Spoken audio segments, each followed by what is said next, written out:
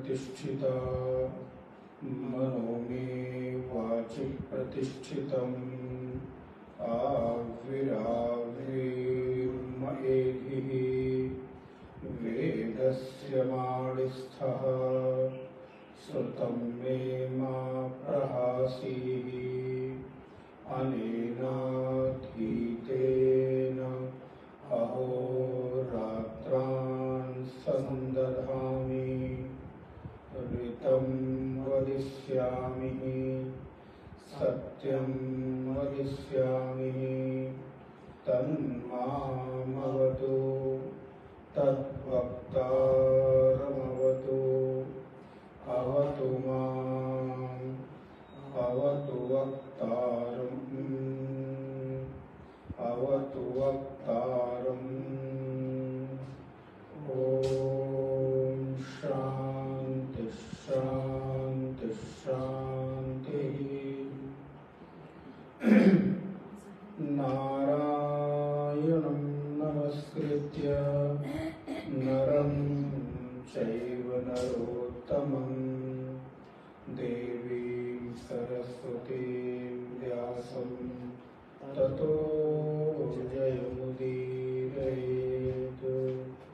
सदाशिवसमारम्भां शङ्कराचार्यमध्यमाम् अस्मदाचार्यपर्यन्तां वन्दे गुरुपरम्पराम्।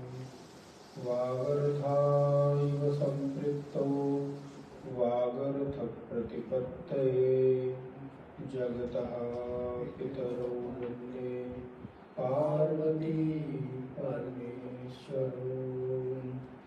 नारायण। ब्रह्मानंद वल्ली के प्रथम अनुवाद का पाठ करेंगे।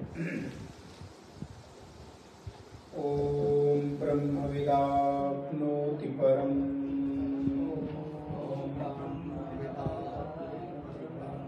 तदेशाभ्युक्ता सत्यं ज्ञानमनन्तं ब्रह्म यो वेद निहितं गुहायां परमे व्योमन् सो अश्नुते सर्वान् कामान् सः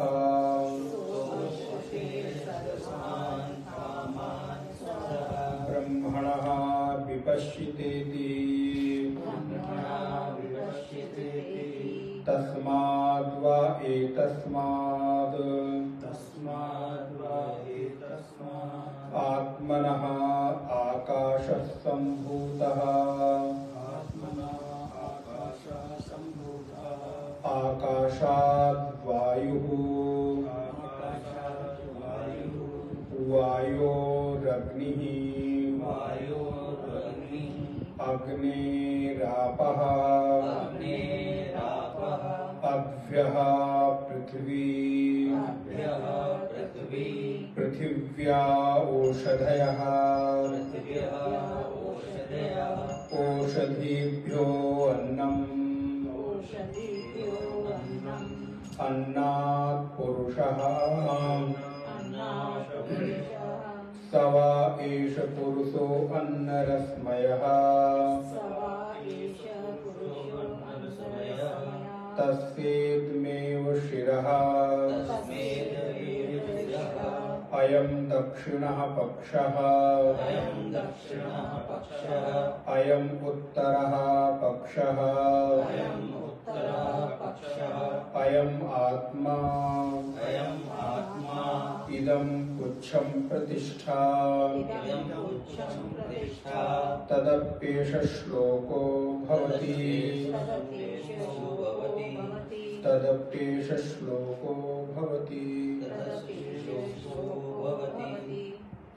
नारायण। पिछली कक्षा में हम लोगों ने देखा ब्रह्मानंद वल्ली में भगवती स्मृति ओम ब्रह्मविदा आपनोति परम। वो जो ब्रह्मविद है वो उस परम तत्व को प्राप्त कर लेता है तो परम तत्व कैसा है? तो बोले सत्यम ज्ञानम अनंतम ब्रह्म। वो सत्य स्वरूप है, ज्ञान स्वरूप है, अनंत स्वरूप है। इसके भाष्य को हम लोग देख रहे थे। तो जो पिछली कक्षा में हम लोगों ने सत्यम ज्ञानम और अनंतम पर चर्चा की थी कि सत्य किसे कहते हैं। तो भगवान भाष्यकार शंकराचार्य भगवान ने लिखा यद रूपेण यद निश्चितम तद रूपम न व्यभिचरति तद सत्यम, यद रूपेण निश्चितम यद तद रूपम व्यभिचरत अनृत्यम इति उच्यते। अर्थात यद रूपेण जो जैसा है, यद निश्चितम जैसा उसको निश्चित कर दिया गया, तद रूपम उस रूप में, न व्यभिचरति उसमें कोई बदलाव नहीं होता। व्यभिचरित माने बदलाव होना, इधर शिफ्ट होना, आज यहाँ कल वहाँ, उसको व्यभिचार कहते हैं। तो समाज में तो व्यभिचार शब्द जो है बहुत अच्छे रूप में प्रयोग नहीं किया जाता है। किसी स्त्री और पुरुष के लिए अगर व्यभिचार शब्द का प्रयोग किया जाए तो वो बहुत अच्छा नहीं माना जाता है। वो उसके जीवन के चरित्र से, कैरेक्टर से जोड़कर हम देखते हैं। यहाँ पर कहते हैं कि यद रूपेण यद निश्चितम न व्यभिचरति, अर्थात जो चीज शास्त्र और गुरु के मुख से निश्चित कर दी जाए, ध्यान रखिएगा, केवल शास्त्र और केवल गुरु नहीं। इसीलिए श्रद्धा की परिभाषा हमारे यहाँ कहते हैं कि जो धारण करने की क्षमता रखे। कई बार क्या होता है कि गुरु ने कोई बात कह दी लेकिन हमारी योग्यता नहीं है धारण करने की, तो हम उसको धारण नहीं कर पाते। तो धर्म को भी हम अपने अकॉर्डिंग चलाना चाहते हैं। कई बार हम पूजा पाठ, कर्मकांड, धर्म, परोपकार, उसको भी हम चाहते हैं कि वो हमारे अकॉर्डिंग बदल जाए। सनातन धर्म में थोड़ी सी हमारे यहाँ सुविधा तो है, थोड़ा सा विस्तार है, थोड़ी सी सहजता है, चीजों को स्वीकार कर लेने की उतनी कट्टरता नहीं है। यही सौंदर्य है सनातन धर्म का कि हमारे यहाँ कट्टरता नहीं है, कि आपके भीतर आपके समय, आपकी परिस्थिति और आपकी योग्यता के अनुसार आपको पूजा पाठ, कर्मकांड, धर्म में सुविधा प्रदान कर दी जाती है। यदि आप के पास आप पूजा करने बैठे हैं और आपके पास भगवान को चढ़ाने के लिए कोई उस तरह की सामग्री नहीं है जो अभीष्ट है, तो आप उसकी जगह अक्षत चढ़ा दीजिए, तो भी वो मान्य है। आप पूजा करने बैठे और पता चला तुलसी पत्र नहीं है, पता चला धूप नहीं है, अथवा फल नहीं है, अथवा अबीर गुलाल और कोई ऐसी पूजा की सामग्री नहीं है, पंडित जी कहते हैं अच्छा परेशान मत हो, उसकी जगह हम अक्षत चढ़ा देते हैं। तो तद अभावे अक्षतम समर्पयामि, उसके अभाव में मैं अक्षत समर्पित कर रहा हूं। तो उसमें किसी तरह का कोई दोष नहीं लगता, क्योंकि आपके यहाँ वस्तु की महत्ता नहीं है, आपके यहाँ भाव की महत्ता है। आपने अक्षत के भाव में उस वस्तु को चढ़ा दिया, उस वस्तु को अर्पित कर दिया, तो परमात्मा के यहाँ उस भाव में स्वीकार हो गया कि आपने वो वस्तु चढ़ा दी, उसके बदले आपने अक्षत चढ़ा दिया, फूल चढ़ा दिया, तो भी चलेगा। तो ये सनातन धर्म का सौंदर्य है। तो यहाँ पर कहते हैं एक चीज को जिस तरह से निश्चित कर लिया जाए, लेकिन निश्चित कौन करेगा? तो बोले निश्चित करेंगे शास्त्र और निश्चित करेंगे गुरु। तो शास्त्र के प्रकाश में गुरु के द्वारा बताई गई जो विधान है, गुरु के द्वारा बताया गया जो साधन है, वो कभी बदले ना, उसको सत्य कहते हैं। और आज ही नहीं, तीनों कालों में कभी उसका बदलाव ना हो। जैसा सिद्धांत आज के हजारों हजार वर्ष पूर्व, युगों युगों पूर्व हमारे ऋषियों ने सिद्धांत को प्रतिपादित कर दिया, आज तक वो सिद्धांत अभी तक बदला नहीं। ठीक इसके विपरीत मैंने संभवतः पिछली कक्षा में उदाहरण दिया था, विज्ञान रोज अपने सिद्धांत को बदलता रहता है। आज उसने ये दवा इजाद की, इस दवा का उसने ये किया कि इस बीमारी के लिए ये दवा निश्चित कर दी गई, ये खाओ ठीक हो जाओ। 5 साल बाद, 10 साल बाद उसी ने अपनी उसी दवा को विड्रॉ कर लिया कि नहीं अब ये दवा मत खाओ, इससे बीमारी फैल रही, कैंसर हो रहा है। क्योंकि हमारे आविष्कार में, हमारे रिसर्च में थोड़ी कमी रह गई थी, हमने कोशिश तो किया लेकिन ये पूरी नहीं हो सकी। फिर हमने उसको विड्रॉ कर लिया, उसकी जगह दूसरा दे दिया। वो भी पूरी है पता नहीं, जब तक चल रही है तब तक चल रही है। 10 साल 15 साल 20 साल हमने दवा खिला दी और फिर उसके बाद हम कहते हैं कि ये दवा तो खाने लायक नहीं। और आप देखते ही आए दिन कुछ कुछ सालों में कोई ना कोई दवा बैन होती ही रहती है।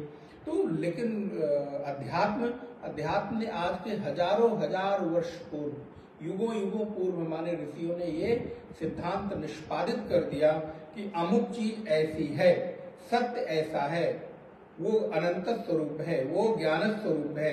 उसमें आज तक कोई महात्मा, कोई ऋषि, कोई गुरु आकर आज तक उसमें बदलाव करने की सामर्थ्य नहीं हुई। यही है सत्य। ज्ञान और अनंत पर हम लोगों ने चर्चा की। भाष्य को थोड़ा सा और आगे हम बढ़ें तो हम अनंत शब्द पर आते हैं।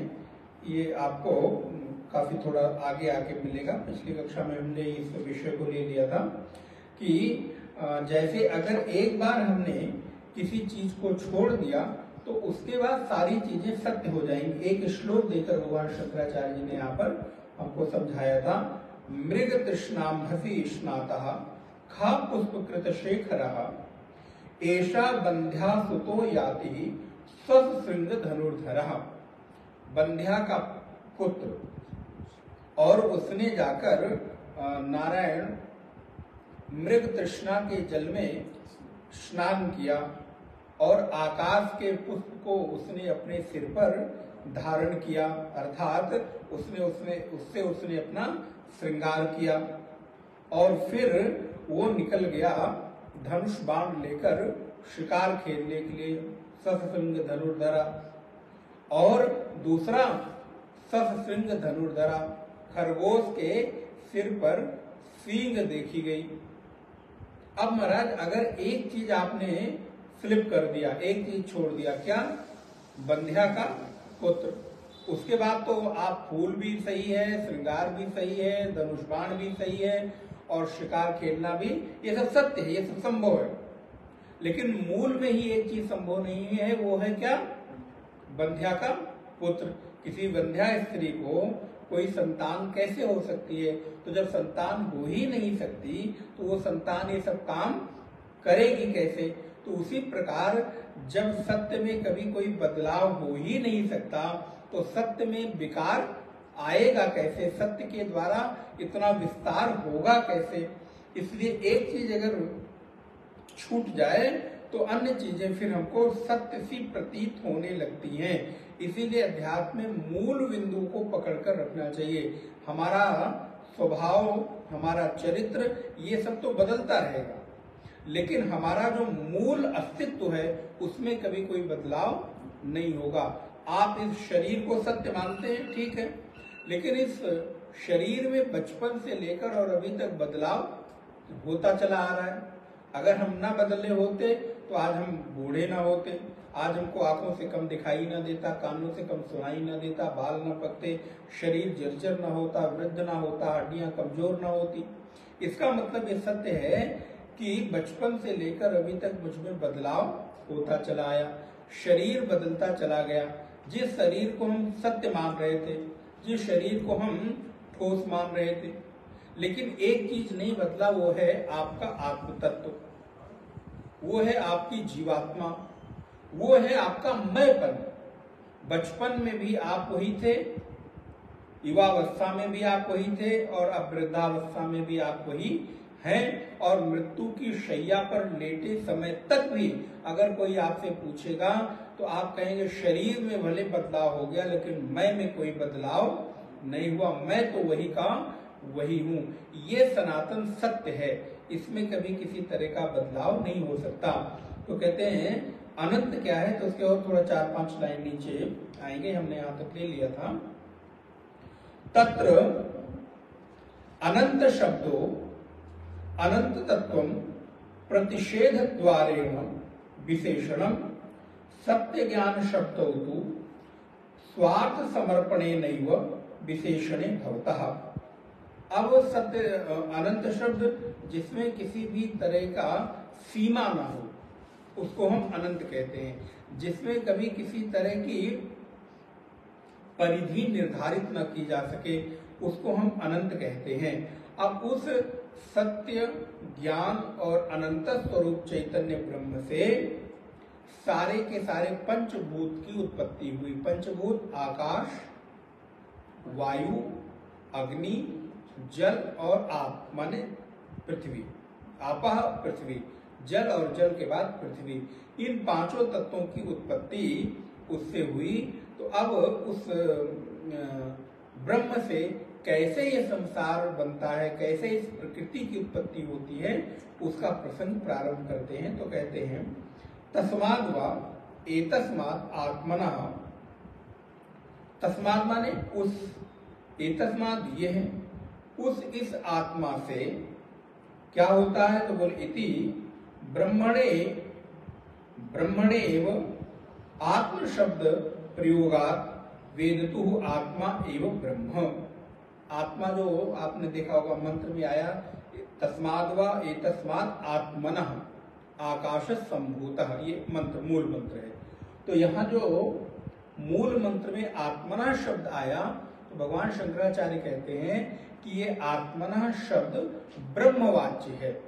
तस्माद् वा एतस्माद् आत्मनः आकाश संभूतः, तो उस आकाश, उस आत्मा से आकाश की उत्पत्ति हुई। तो यहाँ आत्मा शब्द ब्रह्म शब्द वाच्य है, यहाँ पर आत्मा का अर्थ ब्रह्म लेना चाहिए। प्रयोगतु एव आत्मा एव ब्रह्म एतम आनंदमयम आत्मानम उपसंक्रमति इति ही तैत्तिरीयोपनिषद में आया। चा तत्प्रवेशाच्च तत्सृष्ट्वा तदेवानुप्राविशत्।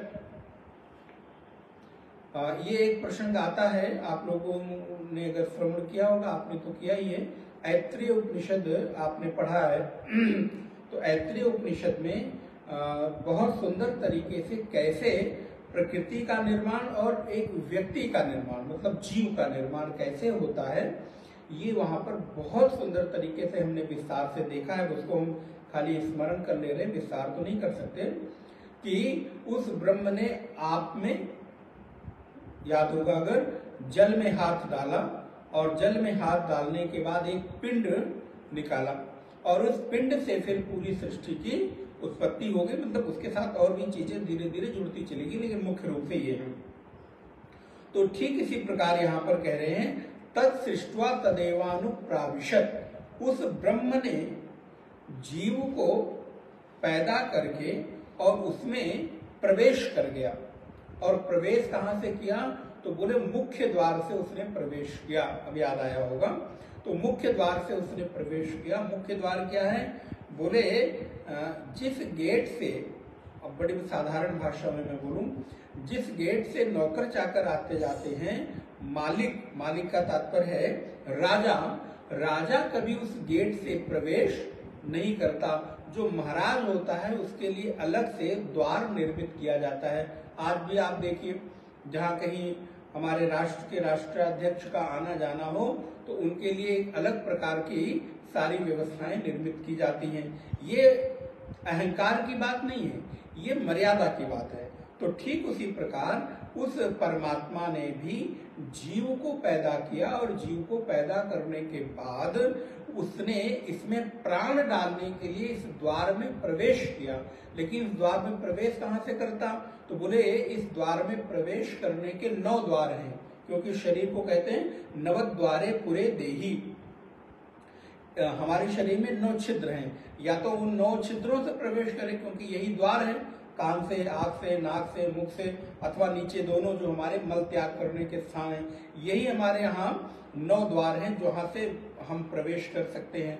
लेकिन अब ऐसे द्वार से जहाँ से सब लोग आ जा रहे हैं, वहां से भी महाराज प्रवेश करें तो ये तो उचित लगता नहीं। तो उन्होंने क्या किया? तो बोले उन्होंने अपने लिए एक अलग द्वार बना दिया। और वो अलग द्वार क्या है? बोले वो अलग द्वार ब्रह्मरंध्र है। ब्रह्मरंध्र से उन्होंने अपने को प्रवेश किया। इसीलिए आप देखिए, छोटा बच्चा जब पैदा होता है तो पैदा होने के बाद उसका जो ये ब्रह्मरंध्र शिर है, आप देखिए एकदम पिलपिला रहता है। माताओं को ज्यादा अनुभव होगा, एकदम ऐसा लगता है कि ये शरीर में सारे अंग तो थोड़े मजबूत हैं, लेकिन ये तो एकदम कच्चा है। और आप देखिए जैसे लगता है कि अभी अभी उसको किसी ने जोड़ा हो। आप देखिएगा तो एकदम चमड़ा वहां का नरम होता है। कभी आप विचार करके देखिए ऐसा क्यों? क्योंकि उस द्वार में उस परमात्मा ने अभी अभी प्रवेश किया है और उसको अभी बंद किया गया है, तो वो द्वार अभी कच्चा है। और इसीलिए शरीर के पोषण में हमारी माताएं सबसे ज्यादा अगर ख्याल किसी चीज का रखती हैं तो सिर का रखती हैं। सिर में वो ज्यादा तेल अथवा जो भी कुछ द्रव्य रखे उसको मजबूत बनाते हैं। क्यों मजबूत बनाते हैं? कि ये अभी कच्चा है, ये थोड़ा प्रौढ़ हो जाए, मजबूत हो जाए, इसलिए उसका विशेष ख्याल रखा जाता है। और दूसरी भी बात है, अगर अभी आप धूप में जाएं और आपको अधिक धूप लगने लगे तो आपका हाथ कहाँ जाता है? ओले गिरने लगे तो आपका हाथ कहाँ जाएगा? बारिश गिरने लगे तो आपका हाथ कहाँ जाएगा? क्यों? क्योंकि ऑटोमेटिक आपको मालूम है, आपको बताया नहीं किसी ने, लेकिन वो स्वाभाविक तरीके से एक चीज हमारे भीतर आ जाती है कि ये अगर बचा रहा तो शरीर के सारे अंग सुरक्षित रहेंगे, इसलिए सबसे पहले सिर को बचाओ। तो इस वजह से वहां पर तद सृष्टवा तदेवानुप्राविशत, परमात्मा ने उसको पैदा करके और वहां पर प्रवेश कर गया। चा तस्यैव, उसी तरह जीव रूपेण शरीर प्रवेशम दर्शयति, जीव के शरीर में जैसे तस्यैव माने वो ब्रह्म उसमें प्रवेश कर गया जीव के शरीर में, तभी इस शरीर में उसको प्राण के द्वारा जीवन आता है, अर्थात वो जीवित होता है।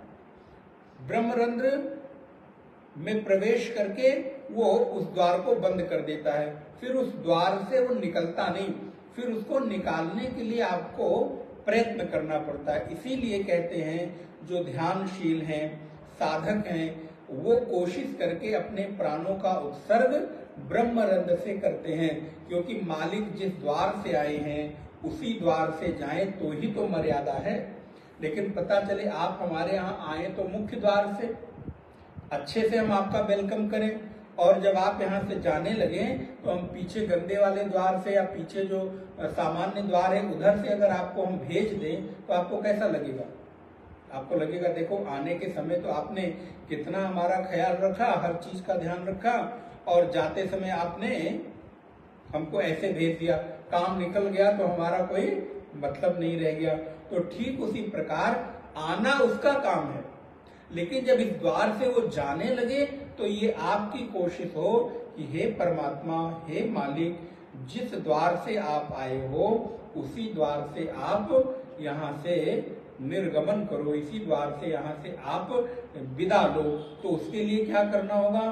फिर उसके लिए योगी ध्यान में बैठकर अपने ब्रह्मरंध्र से उस प्राण का उत्सर्ग करता है। नहीं तो जब मृत्यु होगी तो किसी न किसी द्वार से तो निकलेगा, और जिस द्वार से निकलेगा तो फिर आपकी गति वैसी ही होगी, क्योंकि जाते समय उसका मूड जैसा हुआ, मैं सामान्य उदाहरण दे रहा हूं। आप आए बड़े अच्छे मन से, लेकिन हम आपसे यहाँ पर बातचीत तो किया, लेकिन जाते जाते यदि आपका मन खराब कर दिया तो आपसे कोई काम निकाल पाएंगे क्या? आपसे कुछ हम लाभ ले पाएंगे क्या? उसी प्रकार वो मालिक साहब भी जाते जाते आपने पता चला शरीर के ऐसे किसी द्वार से उसको विदा कर दिया, पता चला मल द्वार से निकल गया, पता चला कान से निकल गया, आंख से निकल गया, नाक से निकल गया। और आप देखिए जब कोई व्यक्ति मृत्यु को प्राप्त होता है तो उसके शरीर के जितने द्वार हैं उन द्वारों में से कोई एक द्वार उसमें विकार आ जाता है, चाहे उसकी आंख टेढ़ी हो जाएगी, चाहे कान टेढ़ा हो जाएगा, चाहे नाक में से आप देखिएगा ब्लड आ जाएगा, टेढ़ी हो जाएगी, मुख खुला रह जाएगा, कोई ना कोई एक द्वार उसका खुला रह जाएगा। और वो कौन सा द्वार होगा? बोले जिंदगी भर उसने जिस विषय के प्रति अधिक आसक्ति रखी होगी उसी द्वार से वो परमात्मा जाते हैं, क्योंकि आपकी चित्त वृत्ति अंतिम समय में उसी द्वार पर लगी रहती है। तो या तो आपके ऊपर के किसी मुख, कान, आंख, नाक के छिद्रों से, अथवा फिर आप जहां से मल त्याग करते हैं उन छिद्रों से। तो सबसे निम्न गति तो यह है कि आपके शरीर के निचले भाग से अगर वो जीव निकलता है, लेकिन अगर ऊपर के भी भाव से निकले तो भी थोड़ा सा समझ में आता है। इसलिए जीवन भर हमें इतना संयम रखना चाहिए कि परमात्मा अगर ब्रह्मरंध्र से इस द्वार से न निकले तो शरीर के किसी ऐसे अंग से निकले, ऐसे द्वार से निकले जहां आपकी ऊर्ध्व गति हो। तो यहाँ पर भगवान भाष्यकार कहते हैं तस्यैव जीव रूपेण शरीर प्रवेशम दर्शयति अतो वेदितुः स्वरूपम ब्रह्म। इसलिए उस ब्रह्म के स्वरूप को वेदितु माने जानना चाहिए। एव तरहि आत्मत्व ज्ञान कर्तृत्व आत्मज्ञातेति ही प्रसिद्धम। अब कहते हैं उस ब्रह्म के प्रवेश होने से ही वो ब्रह्म जानने वाला है। अगर वो ब्रह्म इस शरीर में प्रवेश न करे तो वेदितुम माने आप उसको कैसे जानेंगे?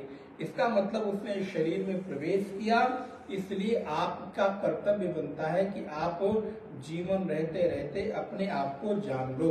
ब्रह्म को जानने का मतलब है स्वयं को जान लो, क्योंकि जब हम ये कह रहे हैं कि ब्रह्म को जानो, इसका मतलब किसी दूसरे को जानने की बात नहीं कही जा रही है। इसका मतलब है कि ब्रह्म का तात्पर्य है कि आप अपने को जान लें, क्योंकि जब तक आप अपने को नहीं जानेंगे तब तक आपकी जो ऊर्ध्व गति है वो कभी संभव नहीं है। फिर आप जिस द्वार से यहाँ से प्रवेश करेंगे उसी के अनुसार आपकी योनि निर्धारित होगी और आपका जो जन्म होगा तद अनुरूप किसी एक ऐसी योनि में होगा। प्रसिद्धम सो अकामयति कामिनो ज्ञान कर्तृत्व प्रसिद्धि अतो ज्ञान कर्तृत्वात् ज्ञप्ति ही ब्रह्मेति अयुक्तम अनित्यत्व प्रसंगाच्च। बोले इसलिए जो ज्ञान का कर्तृत्व है वो सिद्ध हो जाता है कि हमारे लिए ज्ञान का जो कर्तृत्व है वो कितना उपयोगी है और कितना आवश्यक है, क्योंकि आत्मा जो है वो ज्ञाता है। और ये बात सभी को मालूम है कि आत्मा के होने से ही हम कोई चीज जानते हैं। आज पुनः वही उदाहरण, आज अगर इस शरीर से आत्मा निकल जाए तो क्या कोई चीज आप जानेंगे? मृत व्यक्ति, जो मरा हुआ व्यक्ति है, वो सामने लेटा हुआ है, पड़ा हुआ है। अब आप उससे कहो कि भैया इस पे सिग्नेचर कर दो क्योंकि बहुत बड़ा फंड रुका हुआ है, तो वो क्या करेगा? बोले महाराज कुछ नहीं कर सकता। हाथ में कलम पकड़ाओ, कागज ले जाओ तो भी वो कलम छूट जाएगी, वो कुछ नहीं कर सकता। आप कटोरी में बहुत सुंदर खीर और मालपुआ बना के लेकर आओ, देखो तुम्हारी पसंद का लाया हूं, एक चम्मच खा लो, तो बोले महाराज वो रिस्पॉन्स ही नहीं करेगा। मुख में डालोगे एक कण भी उसके मुख में नहीं जाएगा। अब पूरा शरीर, पूरे अंग तो हैं, लेकिन ऐसा कौन सा तत्व था जो निकल गया? तो बोले ये ज्ञाता, ये आत्मा जो था वो ज्ञाता है। इस शरीर का अंग जो है वो ज्ञाता नहीं है। आंख, नाक, कान, मुख, हाथ, पैर ये नहीं देख रहे हैं, ये नहीं चल रहे हैं, ये नहीं काम कर रहे हैं। इसके पीछे बैठा हुआ आत्मा काम कर रहा है, इसके पीछे बैठा हुआ वो जो चैतन्य है वो काम कर रहा है। अगर वो निकल जाए तो फिर इस शरीर का कोई महत्व नहीं रह जाता है। तो अतो ज्ञात कर्तृत्व, आत्मा जो है ज्ञाता है, ये बात तो बिल्कुल प्रसिद्ध ही है। अतः उस आत्मा ने कामना की। अब देखिए, उस आत्मा ने कामना की। कामना क्या की? बोले अब इस सृष्टि की रचना होनी चाहिए, ये उसके मन में इच्छा जागृत हुई। जैसे आप बैठे हैं बड़े सुंदर तरीके से सोफे पे, घर में एयर कंडीशन चल रहा है, सुंदर वातावरण है और बड़े रिलैक्स मूड में बैठे हैं, लेकिन सडनली आपके मन में विचार आया कि अब कुछ तो काम करना चाहिए, बैठे बैठे क्या करूं, मन नहीं लग रहा है। होता ना कभी कभी, सब कुछ है, कोई जरूरत नहीं है। परमात्मा ने इतनी कृपा कर दी है कि घर, मकान, दुकान, नौकर, चाकर, ये वो जो भी आपको जीवन जीने के लिए चाहिए सब कुछ दे दिया। अब आपको कुछ अपने आप को संसार के किसी काम में इन्वॉल्व करने की जरूरत नहीं है, लेकिन फिर भी बैठे बैठे मन में ख्याल आया नहीं अब तो कुछ करना चाहिए। अरे भैया, अब तुम्हें ये सब परिस्थितियां मिली हैं, कुछ ना करके कुछ ऐसा कर लो जो तुम्हारे करने योग्य है। लेकिन व्यक्ति अंतिम समय तक उसको लगता है कि कुछ करें, हम ऐसे खाली कैसे बैठे रहें। अब ये नहीं समझ में आता व्यक्ति ऐसे कैसे कह सकता है कि खाली है। अरे साधना, भजन, स्वाध्याय ये करना खाली होना थोड़ा ना है। लेकिन अब संसार में रहते हुए व्यक्ति की बुद्धि इतनी उलझी हुई है कि उसको ये काम लगता ही नहीं है, या उसको ये लगता ही नहीं है कि ये भी हमारी प्रायोरिटीज में आनी चाहिए, ये भी हमारी प्राथमिकता में आनी चाहिए। इसीलिए वो फिर दूसरे कामों में इच्छा जाहिर करता है। तो बोले ऐसे परमात्मा भी बैठा था, उसने कहा कि जीव, और उसने क्यों कहा, ध्यान रखिए, अपने मन से नहीं कहा या अपने मन से नहीं सोचा, क्योंकि उसके पास समष्टि जीवों के कर्म फल देने की जो प्रेरणा है उसके मन में जागृत हुई। अब फिर आपका उदाहरण दे रहा हूं। कई बार कुछ कर्म आप अपने लिए नहीं करते हो, बल्कि आपके ऊपर ऐसी कोई जिम्मेदारी होती है, कुछ लोगों का भरण पोषण करने की जिम्मेदारी है, कुछ लोगों के जीवन निर्वहन की आपकी जिम्मेदारी है, तो ना चाहते हुए भी आप कर्म में प्रवृत्त हो जाते हैं। क्यों? क्योंकि आप अपने लिए नहीं कर रहे हो। आप अगर बैठ जाओगे तो फिर पीछे के लोग भी बैठ जाएंगे, वो नहीं करेंगे। इसीलिए भगवान कृष्ण गीता में कहते हैं, आपने पढ़ा होगा, अर्जुन मुझे कर्म करने की कोई आवश्यकता नहीं है, लेकिन फिर भी अहर्निश मैं कर्म में लगा रहता हूं। क्यों?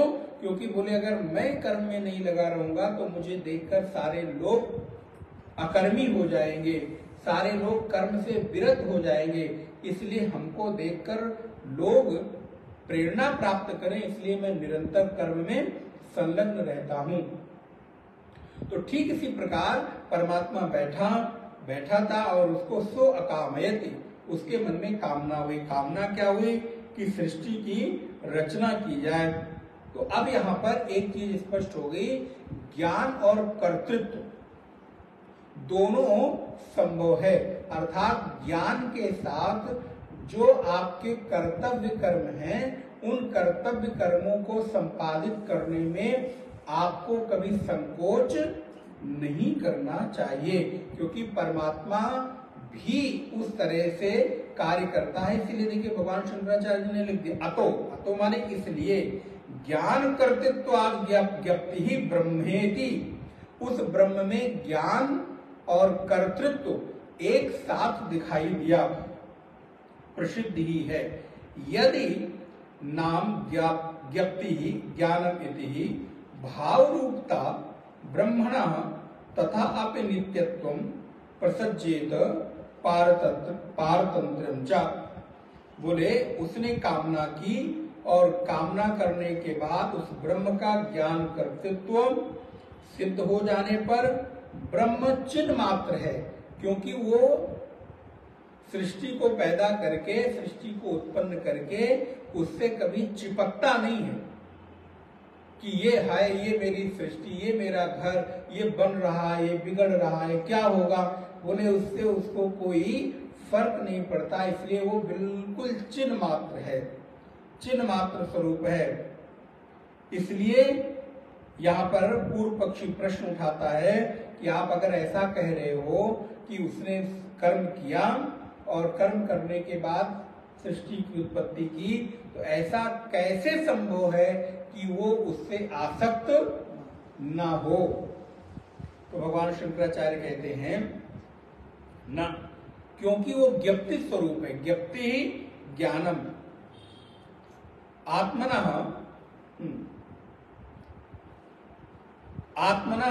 स्वरूपम ज्ञप्ति ही न, वो आत्मा ज्ञप्ति स्वरूप होने के कारण, ज्ञान स्वरूप होने के कारण उसमें कभी किसी भी प्रकार की आसक्ति होने की संभावना नहीं है। ततो व्यतिरिच्यते अतो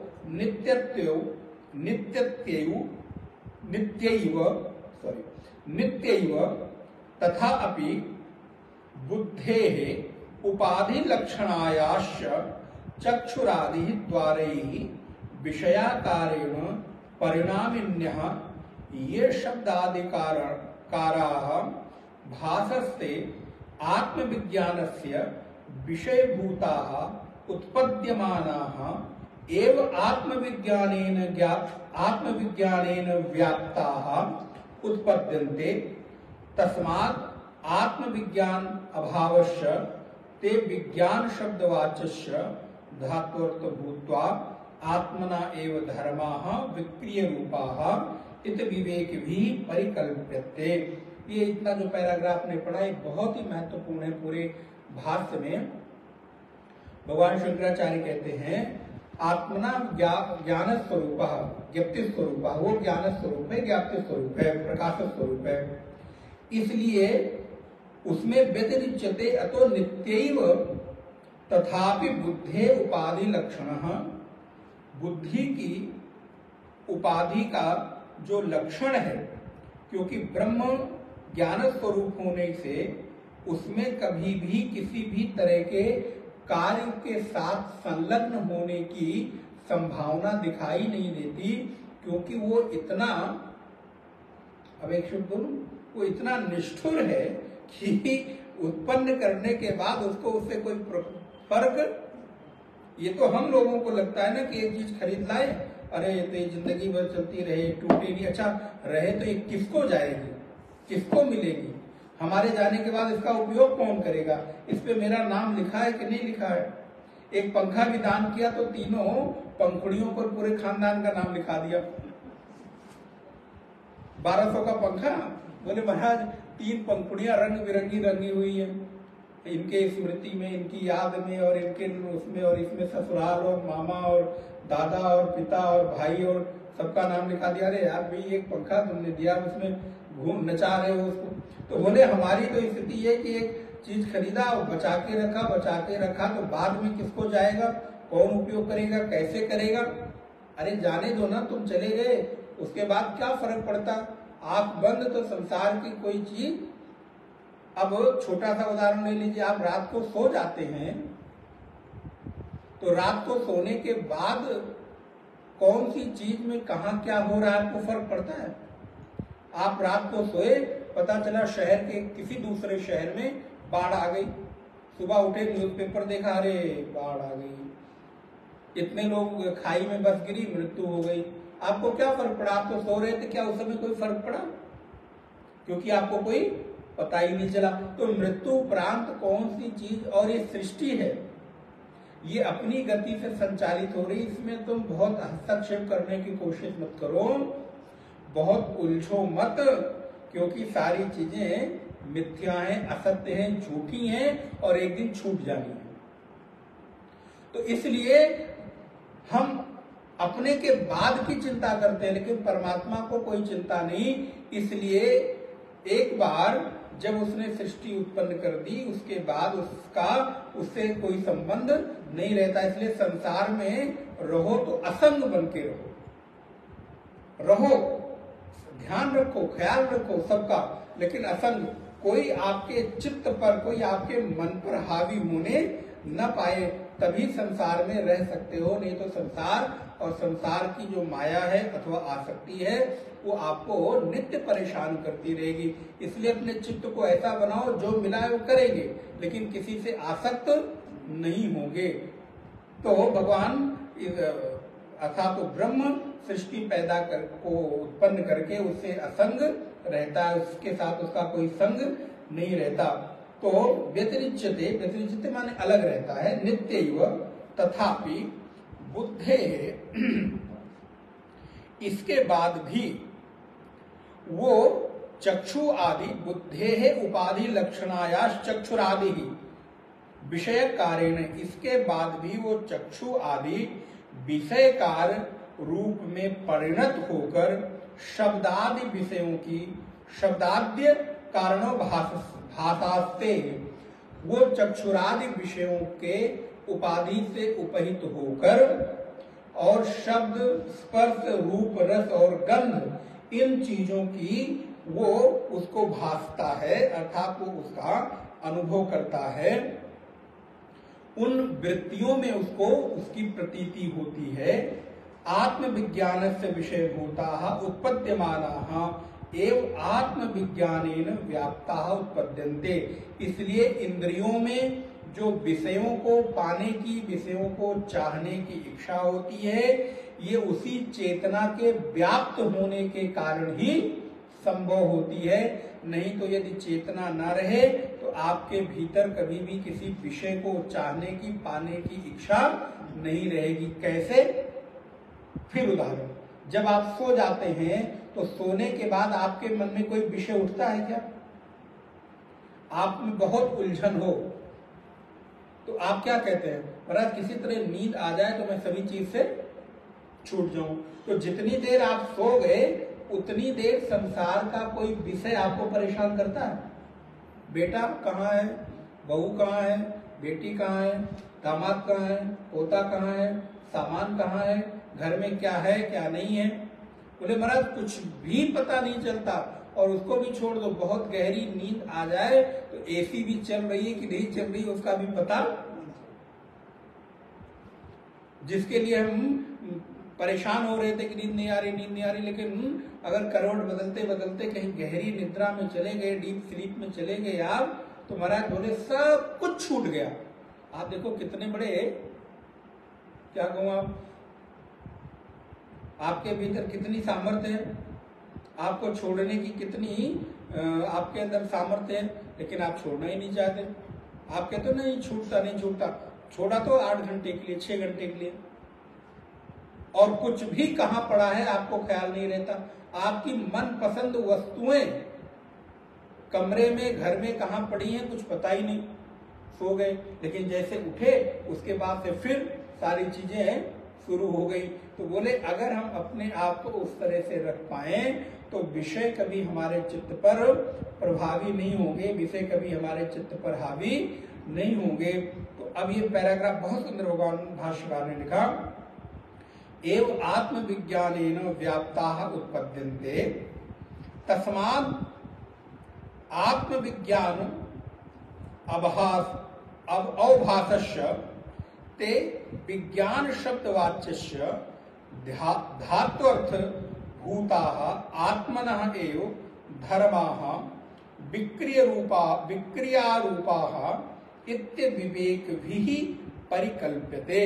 इसलिए कहते हैं कि इन सारी धातुओं के अर्थ को, इनके स्वरूप को विज्ञान शब्दवाच्य, विज्ञान का तात्पर्य जानना, क्योंकि हम इन विषयों को जान रहे हैं, तो इन विषयों को विज्ञान शब्दवाच्य कहते हैं, जो नित्य बुद्धि वृत्तियों के साथ एक होकर हमको अलग अलग भाषित नहीं होती हैं।